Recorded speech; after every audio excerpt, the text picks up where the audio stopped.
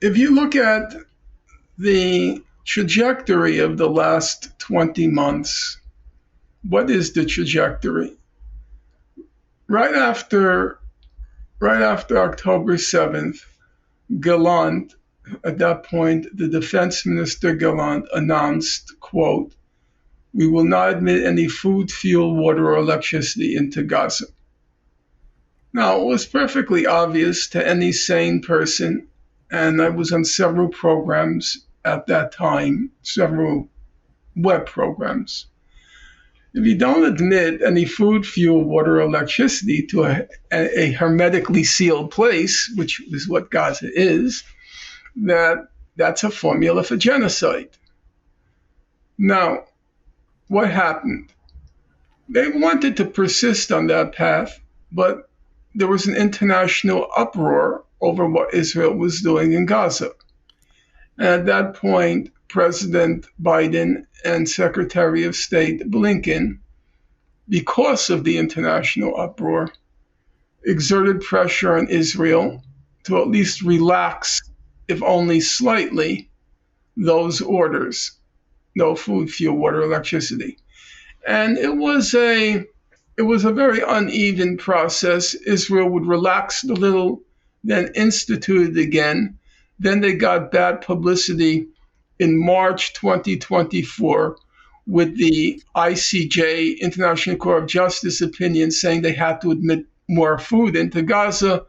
And then there was, if you remember, the Central Food Kitchen incident, which also got them a lot of bad publicity. And then they relaxed their blockade a little for about 3 weeks.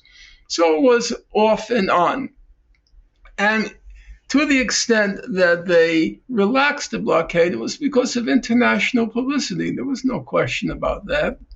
And of course, the major moment was the encampments in the spring, which really focused a very sharp light on what Israel was doing. They were remarkably successful because the media kept covering it for quite a long time, for about, 3 weeks. The media was focusing on it, and that's why they had to be crushed.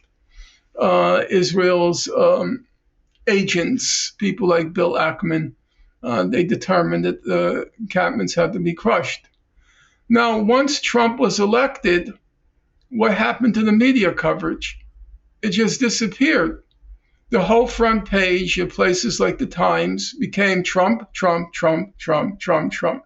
There'd be 8 articles. And once the media coverage disappeared, there was no longer any pressure on the Israeli government. So what did they do? They went right back to what Gallant now announced the second week in October. No food, fuel, water, or electricity. It was the same order. The only reason that order had been relaxed somewhat was because of the publicity. So what does that tell you? If the major media had continued to focus on what Israel was doing in Gaza, they would have been forced to stop. Now you say, no, because Trump wasn't as susceptible to media pressure as Biden and Blinken. That's not true. Trump didn't want to have the Gaza albatross around his neck. If the media had kept up its coverage, he would have told them stop. Because he knew one thing from the Biden-Blinken years. He knew that Gaza had become an albatross for Biden and Blinken, and he didn't want it on his watch. So if the media had kept up with the coverage, the pressure would have been on Israel again. Trump would have put the pressure on Israel again, but there was none. The moment the media coverage vanished, I don't know if you remember, it's so short time ago, but people forget. It was during the month leading up to the presidential election when Kamala Harris was nominated. At that point, all the media attention was focused on the election once there was the Democratic Party nominee. There was a massacre every day. There was a massacre, 60 people today, 300 people tomorrow, 200 people. It was a massacre every day. No coverage because they were focused on the electoral cycle. And one thing you can say about Mr. Netanyahu, he knows the American media and he watches it very carefully for what? He watches for an opportunity. Once the cameras switch in a new direction, he exacts everything he can out of that moment. He exacts everything he can out of that moment. So it was, in my opinion, the main enabler of the horrors that have befallen Gaza in the last 2 months and so. I guess it's 19 months, they say. No, it's 11 weeks. Yes, the last 11 or 12 weeks since they announced the new order for no food, fuel, water, or they revived the old order of no food, fuel, water, or electricity. It's because the media stopped covering it. It was a combination of that, and it was three things. The media stopped covering it, the crushing of the encampments, which crushed the student movement, and the failure to come up with a new tactic. So what do you do now? What is the weak point that we can exploit? And the people were unable to rise to the occasion. It was obvious that the demonstrations had lost their capacity to mobilize public opinion, and there needed to be a new tactic. Personally, I said at the time, the main tactic I would have proposed is to link free Gaza and free speech on the college campuses, and for them to gradually escalate.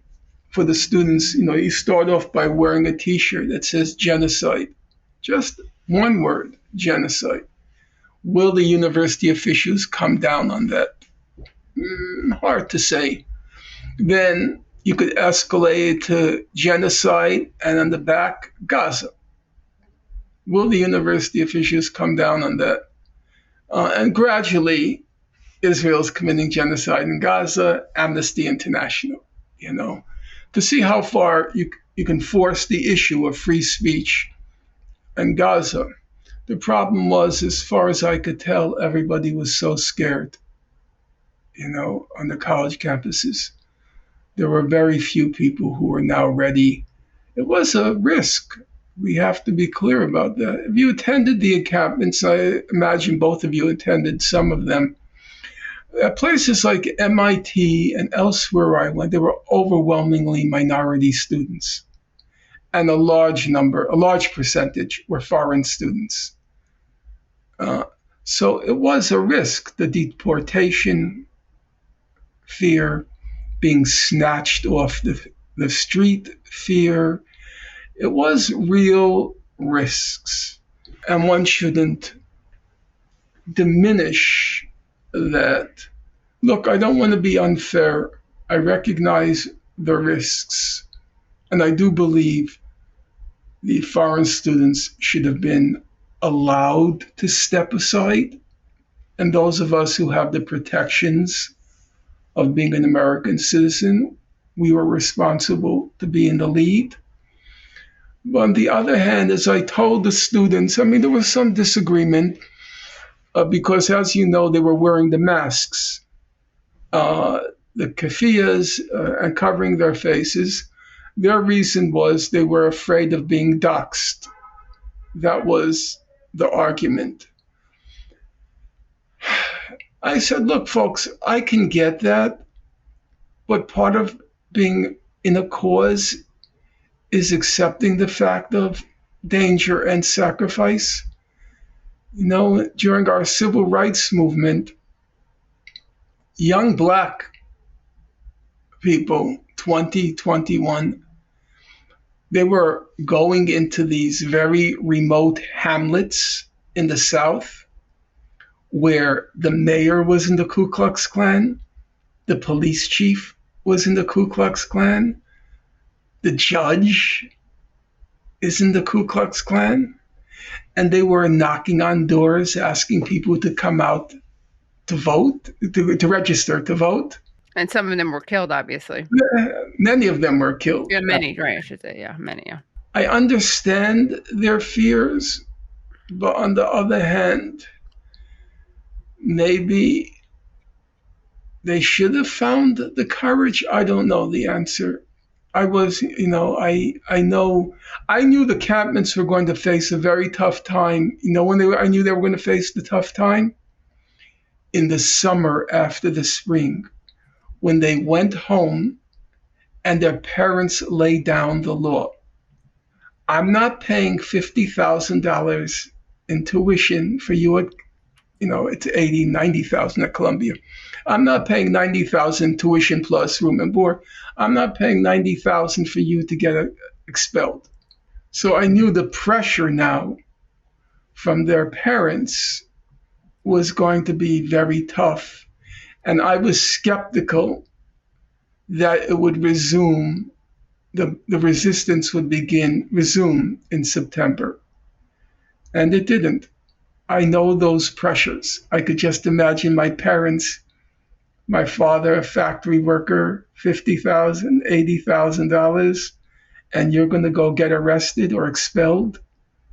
I can get what happened, but it was a big loss. I mean, it's very hard to believe. A full year has passed since the encampments. A full year.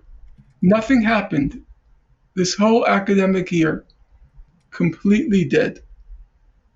It's the power, the force they exerted was really quite extraordinary. We should say there were a few sporadic protests, like Columbia recently. There was an occupation, there was a sit-in. Yeah, it was mostly. I talked to people about that. It was completely unthought out. It was 18 or 19-year-olds who had missed out last year and wanted to be part of, expressing their. There were some good. I think there were some good stuff that happened in solidarity with Mahmoud Khalil, that weren't just people who had missed out. Mm-hmm. Mm-hmm. They chained themselves to the gates. Yes, but it was. Look, I don't want to diminish any resistance, but you recognize, Katie, that was a handful of people. Sure. Yeah. Like 10 people. Right. It didn't shut anything down. The encampments engaged entire communities. Professors were holding classes there. Other professors were sending food. Look, it got a lot of news attention, and it spread. It started here before you knew it was in Europe, and then before you knew it was everywhere. That's why they had to be crushed.